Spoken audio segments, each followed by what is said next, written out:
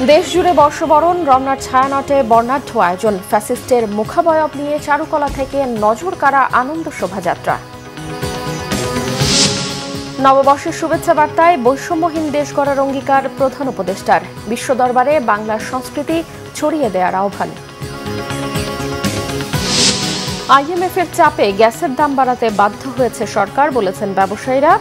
বিনিয়োগে নেতিবাচক প্রভাবের শঙ্কা। দেখছিলেন ক্রাউন সিমেন্ট সংবাদ শিরোনাম। এবারে বিস্তারিত।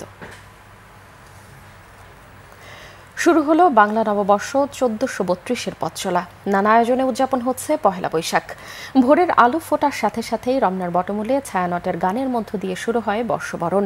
হাজারো মানুষের আনন্দময় উপস্থিতি, সাংস্কৃতিক আগ্রাসনকে মোকাবেলায় বাঙালির প্রাণের এই উৎসব সবার মন ও মননে জায়গা করে নেবে, এমনটাই প্রত্যাশা তাদের। নতুন বছরকে বরণ করতে আসা সবার একটাই প্রত্যাশা, সমৃদ্ধ বাংলাদেশ গড়তে কমাতে হবে ধনী গরিবের বৈষম্য। অশুভ সাংস্কৃতিক আগ্রাসনের দাঁত ভাঙা জবাব এই সফল আয়োজন, এমনটাই মনে করেন দর্শনার্থীরা।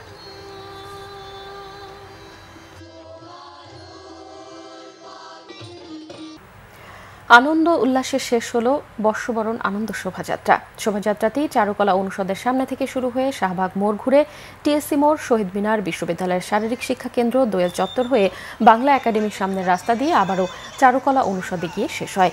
আনন্দ শোভাযাত্রায় এবারের প্রতিপাদ্য ছিল নববর্ষের ঐক্যতান, ফ্যাসিবাদের অবসান। শোভাযাত্রায় অংশ নেন 28টি জাতিগোষ্ঠী, চারুকলার শিক্ষক শিক্ষার্থী, বিভিন্ন শিক্ষা প্রতিষ্ঠানের শিক্ষার্থী, সাংস্কৃতিক সংগঠনের কর্মী এবং নানা বয়সী মানুষ। নেচে গিয়ে উৎসবে মেতে ওঠেন বিদেশি শিক্ষার্থী ও পর্যটকরাও। এবারের শোভাযাত্রায় 21টি মোটিভ ছাড়াও ছিল মুখোশ, পাপেট, বাঁশের তৈরি বাঘ, পাখি, মাছ সহ বিশাল আকৃতির নানা শিল্পকর্ম। সবার দৃষ্টি আকর্ষণ করে ফ্যাসিস্টের মুখাবয়ব। একই সঙ্গে জুলাই আন্দোলনে নিহত মুগ্ধের স্মরণে পানি লাগবে পানি, এই মোটিভটিও সবার দৃষ্টি কাড়ে। কয়েক ধাপে কড়া নিরাপত্তায় নগরবাসীকে প্রবেশ করতে হচ্ছে রমনা বটমূল, টিএসসি, সোহরাওয়ার্দী উদ্যান, ঢাকা বিশ্ববিদ্যালয় সহ আশপাশের এলাকায়। এই নিরাপত্তা ব্যবস্থায় স্বস্তি তাদের। রমনার বটমূল ও ঢাকা বিশ্ববিদ্যালয় এলাকার বাইরে বাংলা মোটর, মৎস্য ভবন, নিউ মার্কেট, রাজধানীর বিভিন্ন এলাকার নিয়ন্ত্রণ করা হয় যান চলাচল। হেঁটে চলতে ক্লান্তি থাকলেও ছিল না অস্বস্তি। নিরাপদে বর্ষবরণ করতে মোতায়েন রয়েছে র্যাব, পুলিশ, সেনাবাহিনী ও বিজিবি। সিসি ক্যামেরায় পর্যবেক্ষণ সহ কড়া নজরদারি দেখা যায় বিভিন্ন পয়েন্টে। ইফটিজিং, চুরি ও ছিনতাই রোধে পোশাকের পাশাপাশি সাদা পোশাকে এবং সিভিলে কাজ করেছে আইনশৃঙ্খলা রক্ষাকারী বাহিনী। অন্তর্বর্তীকালীন সরকারের প্রধান উপদেষ্টা অধ্যাপক ডক্টর মোহাম্মদ ইউনূস বলেছেন, 24-এর গণ অভ্যুত্থান আমাদের সামনে বৈষম্যহীন বাংলাদেশ গড়ে তোলার সুযোগ এনে দিয়েছে। বৈষম্যহীন বাংলাদেশ গড়াই হোক এবারের নববর্ষে আমাদের অঙ্গীকার। বাংলা নববর্ষ 1432 উপলক্ষে দেশবাসীর উদ্দেশ্যে দেয়া এক শুভেচ্ছা বার্তায় তিনি এসব কথা বলেন। প্রিয় দেশবাসী, সবাইকে বাংলা নববর্ষ 1432-এর শুভেচ্ছা জানাচ্ছি। শুভ নববর্ষ।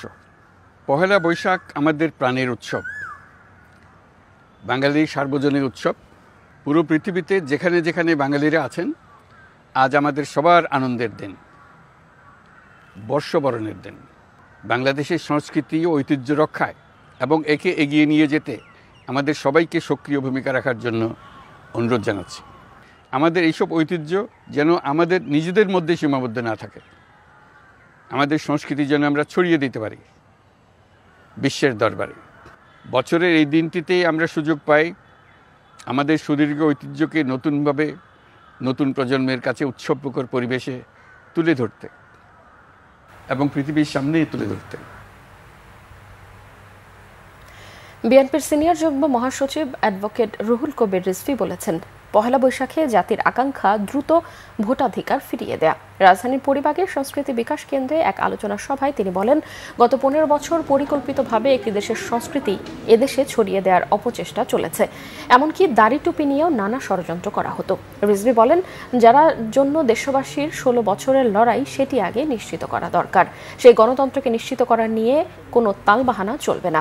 উপদেষ্টাদের কেউ কেউ বিএনপিকে শত্রু ভাবছেন উল্লেখ করে রিজভী প্রশ্ন করেন, গণতন্ত্র ভোটাধিকার বাদ দিয়ে কিভাবে সংস্কারের কথা ভাবছেন তারা।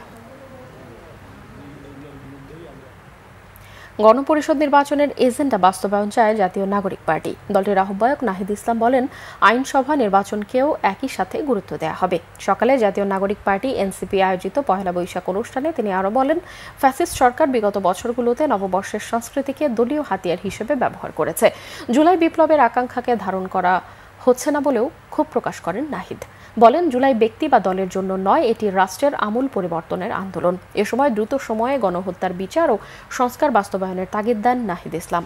অনুষ্ঠানে এনসিপির সদস্য সচিব আক্তার হোসেন বলেন, রাষ্ট্রের প্রয়োজনীয় সংস্কার অন্তর্বর্তী সরকার করবে, পরবর্তীতে যেই সরকার আসবে তাকে সংস্কার চালিয়ে নিতে হবে। রাজধানীর বাইরে দেশের অন্যান্য জায়গায়ও বর্ণিল আয়োজনে উদযাপন হচ্ছে বাংলা নববর্ষ। বরণ করে নেওয়া হচ্ছে নতুন বছর 1432-কে। ময়মনসিংহ বিশ্ববিদ্যালয় থেকে একটি বর্ণাঢ্য আনন্দ শোভাযাত্রা বের হয়। অন্যদিকে রেলওয়ে কৃষ্ণচূড়া চত্বর থেকে আরেকটি শোভাযাত্রা বের করা হয়। এতে প্রশাসনিক কর্মকর্তা, রাজনৈতিক দলসহ নানা শ্রেণী পেশার মানুষ অংশ নেয়। বরিশালে নগরীর ঐতিহ্যবাহী বজ্রমোহন স্কুল মাঠে জেলা উদীচী শিল্পগোষ্ঠীর আয়োজনে ফিরে চল মাটির টানে স্লোগানে প্রভাবিত অনুষ্ঠান হয়। বর্ষবরণ ও রাখি পরানোর মধ্য দিয়ে বৈশাখী উৎসব শুরুর পর একটি আনন্দ শোভাযাত্রা নগরীর বিভিন্ন সড়কগুলো ঘুরে সদর রোডে এসে শেষ হয়। বাংলা নববর্ষ উদযাপন হয়েছে সিলেটে। জেলা প্রশাসন সহ বিভিন্ন রাজনৈতিক দল ও সাংস্কৃতিক সংগঠন আলাদা অনুষ্ঠান করে। জেলা প্রশাসনের আয়োজনে নগরীর ক্লিন ব্রিজের নিচে সুরমা নদীর পাড় থেকে বের হয় আনন্দ শোভাযাত্রা। নাটোরে বর্ষবরণ আনন্দ শোভাযাত্রা, বৈশাখী মেলার উদ্বোধন, সাংস্কৃতিক অনুষ্ঠান ও পুরস্কার বিতরণের মধ্য দিয়ে পহেলা বৈশাখ উদযাপন করা হয়। দাতা সংস্থা IMF এর চাপে অন্তর্বর্তী সরকার গ্যাসের মূল্য বৃদ্ধিতে বাধ্য হয়েছে বলে মনে করেন ব্যবসায়ীরা। BKME এর সভাপতি মোহাম্মদ হাতেম বলেছেন, দেশে একটি সফল বিনিয়োগ সম্মেলনের পর গ্যাসের এই মূল্য বৃদ্ধি বিদেশি বিনিয়োগকারীদের নেতিবাচক বার্তা দেবে। হিসাব করে ক্যালকুলেশন করে কেউ যদি মনে করে যে এই এত বড় বর্ধিত একটা মূল্য দিয়ে গ্যাস কানেকশন নিয়ে তারা ইন্ডাস্ট্রি বাঁচিয়ে রাখতে পারবে, তাহলে নিবে কেউ, কিন্তু আমার কাছে মনে হয় না। তো একদিকে যেমন আমরা এত বড় একটা ইনভেস্টমেন্ট সামিট করলাম, আবার সেই সামিটের পরপরই এই ধরনের গ্যাসের এত মূল্য বৃদ্ধিটা, এটা কিন্তু একটা রং মেসেজ যাবে বিদেশি ইনভেস্টর যারা আসতে চাচ্ছে তাদের জন্য।